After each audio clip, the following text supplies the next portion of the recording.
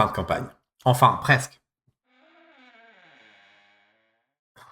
Bonjour à toutes, bonjour à tous, bienvenue pour ce dernier épisode du meilleur des meneurs. Aujourd'hui, on va voir comment faire une bataille épique de ouf. Donc là, pour la grande bataille, je voulais vraiment quelque chose de super épique. Genre, le Seigneur des Anneaux, 300, un truc de ouf.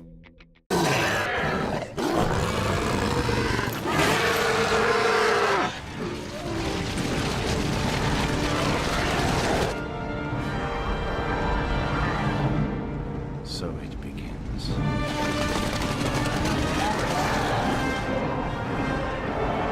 La grande campagne est sur le point de connaître son dénouement. Donc là, vraiment, ça fait 2 ans et demi qu'on joue ensemble. Faut vraiment pas que je me loupe. Il faut faire un truc dantesque. This is Sparta!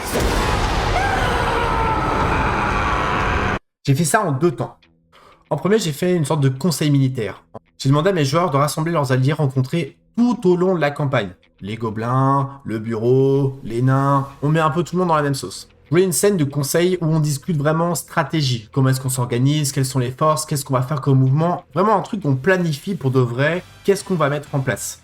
Je voulais pas les mettre en difficulté, je voulais juste être sûr qu'on soit vraiment raccord sur comment ça allait se dérouler. Moi, j'avais déjà à peu près des idées, mais j'avais vraiment envie que les joueurs ils puissent faire exactement ce qu'ils avaient envie de faire pour la grande bataille finale. C'est vraiment le moment où si t'as envie de sortir ton épée et foncer tout droit tout seul, bah pourquoi pas, mais c'est une stratégie. Alright, thumbs up. Ready, guys? Let's do this. Leroy Jenkins! Oh my god, he just ran in.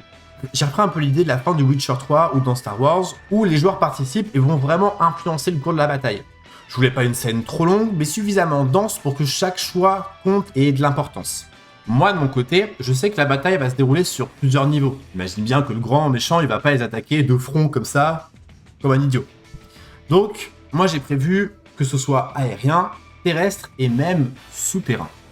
Les joueurs, eux, ils se placent sur 2 niveaux. L'aérien, vu qu'ils ont un zeppelin qui peut voler dans les airs, ils se disent, bah comme ça on va pouvoir se mettre un peu plus haut, vérifier ce qui se passe et pouvoir un petit peu anticiper.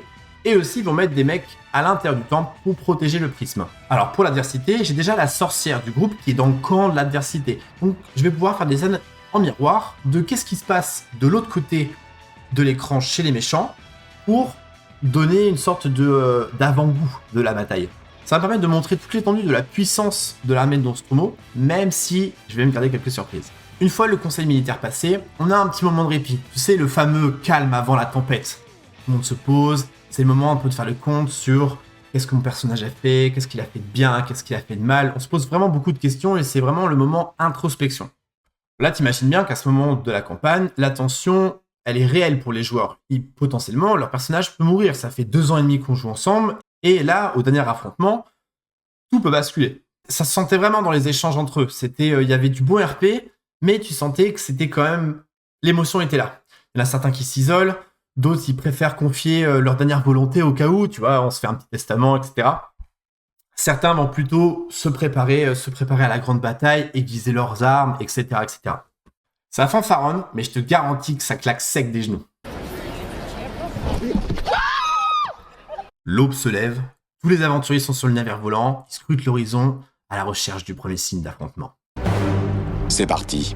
Et donc concrètement, comment est-ce qu'on gère une bataille à grande échelle? Alors, moi ce que j'ai fait, c'est que, comme d'hab, j'ai posé plein de questions à tous mes potes qui savent déjà faire. J'ai prévu d'abord un rythme, plusieurs salves sur tous les fronts, en l'air, à terre et sous terre. Les joueurs, ils pourront pas être partout en même temps, c'est le principe. L'idée, c'est d'essayer de les déborder par un endroit pour qu'ils aient un choix à faire. Est-ce qu'ils vont garder la position et la maintenir, la protéger ou attaquer? Ou est-ce qu'ils vont changer de position et de stratégie en plein milieu de la bataille?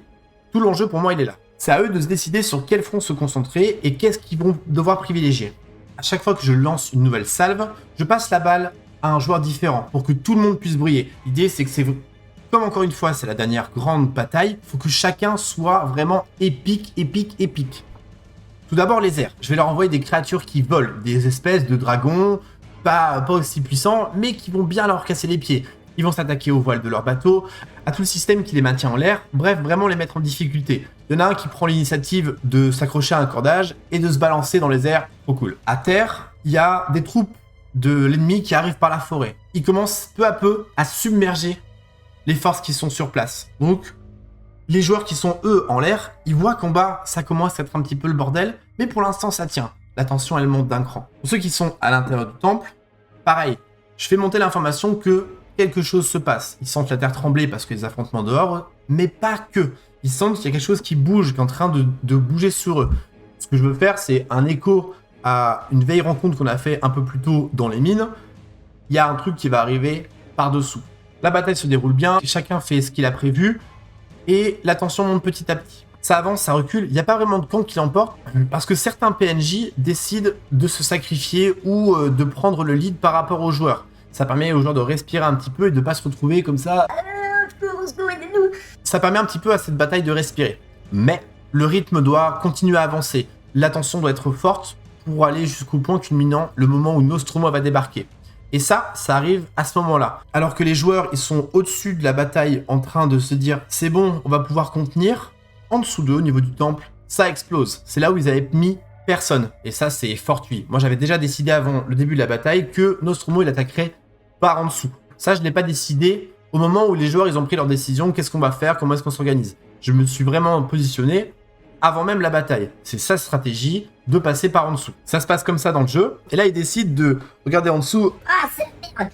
Ils sautent tous du bateau pour aller se taper contre le boss final. Sauf que le boss final, il est pas venu tout seul. Il est venu avec son nouveau lieutenant, et qui est la sorcière. Là, il y a une scène vraiment cool où les joueurs se retrouvent les uns face aux autres. Tout le monde se demande autour de la table qu'est-ce qui va se passer. Est-ce qu'ils vont se mettre les uns sur les autres pour de vrai? Ou est-ce qu'un camp va basculer? Est-ce que l'affrontement va s'arrêter là? On est dans un truc plutôt épique et héroïque. La sorcière change de camp à nouveau et tous les joueurs se retrouvent ensemble à combattre Nostromo. Lorsque le combat commence, on joue toujours dans un système de Donjons & Dragons 5ème édition. Les gros boss, généralement, ce sont des sacs à points de vie. Ils ont 300, 400, 500, 600 HP. Il faut les taper pendant un moment. Moi, à ce moment-là, c'est pas du tout ce qui m'intéresse. J'ai déjà commencé à changer la façon dont j'utilise le système. Là, mon but, c'est de créer plutôt des salves, un peu comme je l'ai fait sur la grande bataille, pour conserver un rythme vraiment intéressant. En vrai, je m'en tape de combien est-ce qu'ils vont faire, c'est juste qu'est-ce qu'ils vont faire et comment est-ce qu'ils s'y prennent qui m'intéresse. De savoir que tu sors ton épée pour taper l'ennemi et que tu lui fais 2 dommages, c'est pas vraiment ce que je recherche à ce moment-là. Moi, ce que je veux voir, c'est de l'épicness. Je veux voir un mec prendre l'élan, sauter, sortir son glaive et essayer de planter une créature qui est 15 fois plus grosse que lui. Ça, c'est cool. Donc, j'ai divisé mes points de vie plutôt en points de touche. C'est-à-dire que je me suis donné 5 tours pour ce combat. 5 tours où le boss va prendre des points de vie et il va taper fort.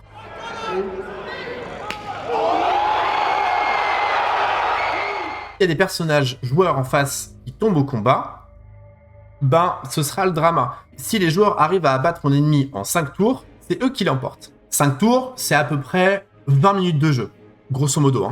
On a 4 joueurs, un ennemi, le temps que la balle elle tourne, c'est ça. L'affrontement se passe super bien, il y a du drama, on fait des trucs de ouf. À la fin, il y a les joueurs qui décident de sortir leur arme ultime qui a été forgée par l'un des joueurs, et dans une union un peu à la Power Rangers, ils s'unissent et ils pourfendent tous ensemble le dragon. Malheureusement, dans l'opération, il y a un des joueurs qui tombe. Pour augmenter encore plus ce drama, ce joueur, c'est la sorcière qui avait tourné sa veste. Et qui aussi, pendant le jeu, il y a eu une romance avec un autre des personnages. Et moi, j'étais vraiment content parce que j'ai réussi à recréer, sans vraiment le faire exprès, ce qui s'était passé à la fin de l'arc précédent. Lorsque Yumi, le gardien de la porte des soupirs, s'est sacrifié pour que les héros réussissent. Là, il s'est passé un petit peu la même chose. C'est le personnage de la sorcière qui utilise ses pleins pouvoirs et qui se sacrifie pour que les autres puissent s'en sortir et sauver l'ensemble du monde. De temps en temps, je reviendrai te voir, ma chérie. Je t'aime, Grace. Moi aussi, je t'aime. Je dois te laisser, chérie. Ah non! Le grand dragon est défait. Les héros ont vaincu. Fin de campagne. Enfin, presque. J'ai voulu une dernière scène. Une fois que la dernière musique se lance, là, que sont-ils devenus quelques années plus tard? T'as une petite image un peu comme ça. Donc j'ai voulu donner, à la fin, à chacun des joueurs, l'opportunité de dire comment finit son personnage. Je voulais qu'ils puissent chacun donner la touche finale sur leur personnage qui les avait accompagnés pendant plus de 2 ans. Je voulais également qu'à travers ce qu'ils me disent, moi je puisse avoir certaines petites billes à réutiliser pour une suite potentielle.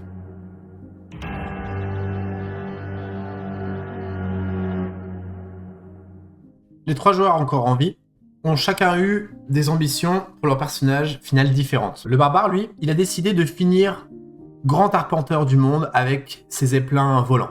Il a créé une grande compagnie de transport aérien qui va prendre le monopole sur le monde et distribuer toutes ses marchandises. Lui, il va récupérer la thune au passage et c'est comme ça qu'il va grandir. Il va aussi utiliser son argent pour aider d'autres personnes, d'autres populations à émerger. Évidemment, il va donner une partie de son tribut à son clan, la Lame Ardente. Le guerrier du groupe, lui, il a continué son apprentissage avec le bureau, et c'est même lui qui a pris la tête de l'académie. Un nouvel endroit pour le bureau pour exister, vu que la principale bâtisse a été détruite pendant les événements précédents. Et enfin, le dernier, celui qui s'était pris pour le Corbeau Noir, lui est retourné auprès de ses enfants avec Clodomir, celle qui est la reine des pirates actuellement, pour pouvoir s'en occuper en tant que précepteur. Il ne leur dira jamais qu'il est leur père, mais il restera près d'eux pour veiller sur eux. Il a aussi planté une dernière graine. Ces 2 enfants mèneront un combat comme le soleil et la lune qui décidera de la face du monde. Enfin bref, la route est longue, mais un jour, je serai le meilleur meneur. Et voilà, c'est enfin tout pour cette grande campagne que j'ai menée pendant plus de 2 ans. Donc je me suis vraiment éclaté à tout construire, tout réfléchir, laisser des trous, les combler au fur et à mesure avec tout ce que les joueurs ils m'ont apporté. J'ai trouvé ça vraiment super enrichissant et je vous invite à le faire de votre côté. Au moins, vous pourrez créer exactement ce dont vous avez besoin et comme vous le voulez. Au début, ça paraît hyper impressionnant, mais finalement, brique après brique, c'est pas si compliqué et au moins vous pouvez faire exactement ce que vous voulez. Pour la saison 2, j'ai construit les choses pas du tout de la même manière. Et ça, je vous l'expliquerai dans un nouveau format qui arrive très bientôt avec aussi la nouvelle saison qui va bientôt commencer. J'espère que dans ce format, vous aurez trouvé des choses qui auront su vous aider à former vous-même votre propre univers, comme moi j'ai pu réussir à développer mes parties au moment où j'en ai eu besoin. J'ai essayé de passer en revue tous les outils que j'ai utilisés au fur et à mesure de la création de ma campagne. Tout ce qui me semblait important. Les premiers pas dans l'inconnu, créer sa campagne ou prendre une existante. La construction de la toile de fond, de la méta-histoire, tout ce qui est du world building. Ensuite, comment est-ce qu'on crée des personnages et comment est-ce qu'on les imbrique à l'intérieur de cette histoire. Les choses qui ont émergé au fur et à mesure et qui m'ont permis de cimenter un petit peu tout ça. Comment j'ai adapté mon rythme et construit mes parties au fur et à mesure pour avoir quelque chose de cohérent pour les joueurs et pour moi. Comment est-ce que j'ai construit évidemment l'adversité. Qu'est-ce que je vais mettre en face de mes joueurs pour les inciter à avancer. Et enfin, comment est-ce qu'on met tout ça ensemble pour arriver à un résultat en feu d'artifice. J'espère encore une fois que ce format vous a plu. N'hésitez pas à vous abonner, à partager autour de vous. Vous pouvez me rejoindre sur Discord si vous souhaitez en discuter.